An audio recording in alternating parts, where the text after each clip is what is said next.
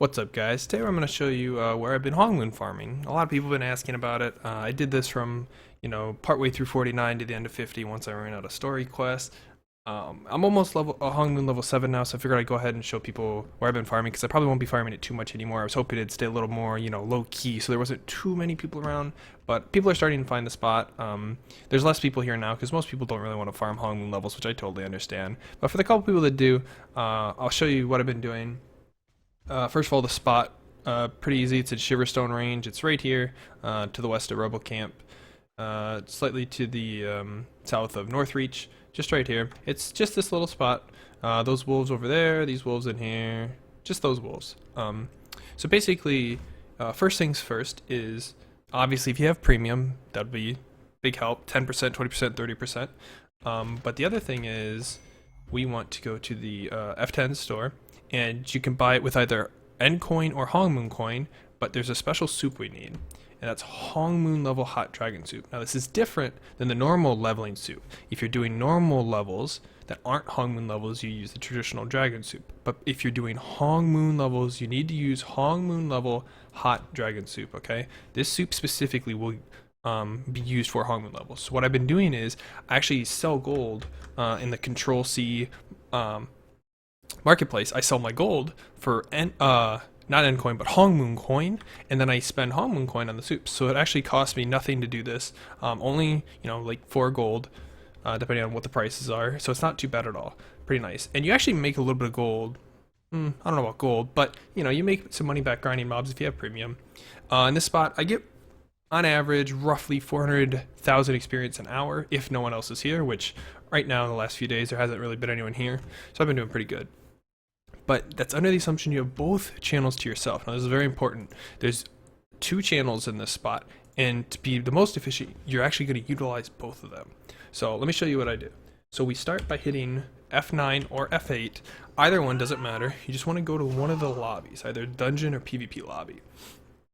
Now we're not actually going to use anything in the lobby.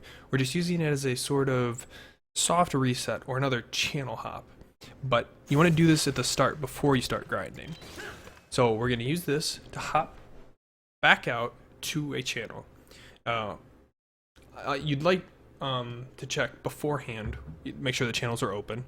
So that's what you did, or that's what I did. I checked, make sure one was open. I'm going to hop out to another channel, or see what channel we're in. Channel 2. So basically what this means is when we go to F9, we're going to get spit back out to channel 2. So I'll show you guys what I do. It's really simple. These mobs, sometimes I pull them, sometimes I don't. You don't want to leash mobs if you can help it. They have pretty short aggro ranges. The biggest ones are the white mobs you want to get, because they're actually considered bigger mobs. They give more experience, they have more health. They also hit a lot harder. This is pretty straightforward on a lock. I think it would be pretty easy on a summoner, probably pretty easy on a force master as well. But melee might actually have a bit of a tougher time doing this. As you can see, the mobs are pretty spread out. I don't have to run after them, but the mobs also hit, really hard.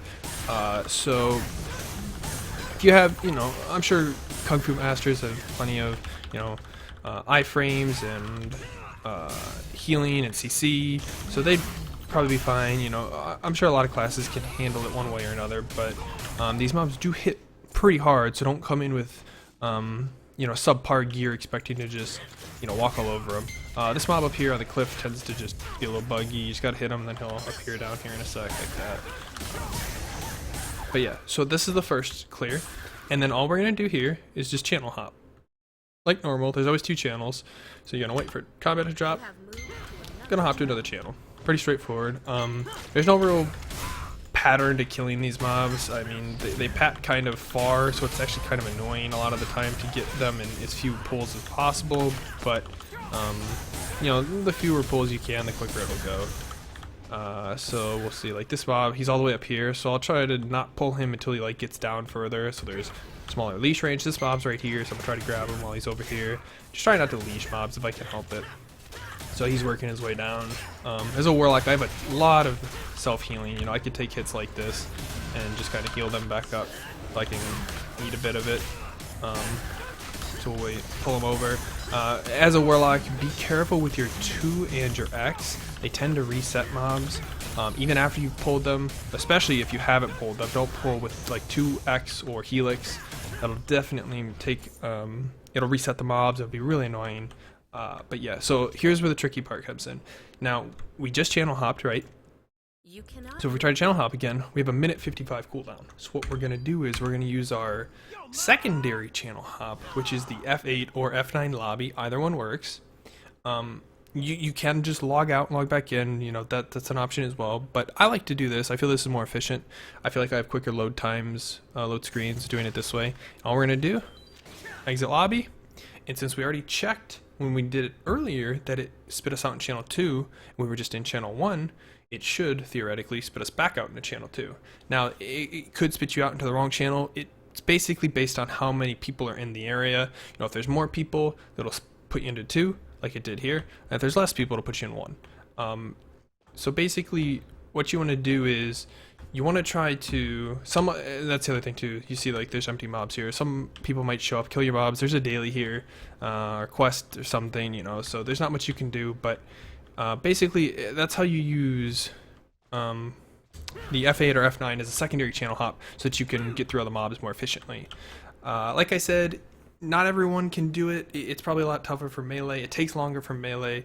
I had it was pretty easy on a warlock, to be honest. But I personally, I don't recommend grinding this too much, only because it's made me really like, it kind of burns you out, like doing this kind of grinding. Like, Hongmoon levels aren't super important. I was doing them for PvP.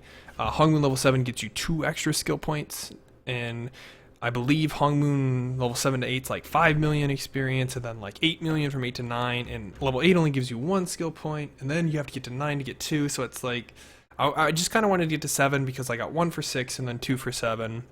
So that feels like a good spot to, you know, be good for now. I'm sure I'll do a little grinding here and there to try to speed it up. Because, I mean, I still want the skill points for PvP. But I don't recommend doing these, like, too much in a row unless you really, really want your Hongmoon levels. You know, because you do get a little stats in PvE and stuff like that. But, yeah, so that's all I've been doing. It's pretty simple, straightforward.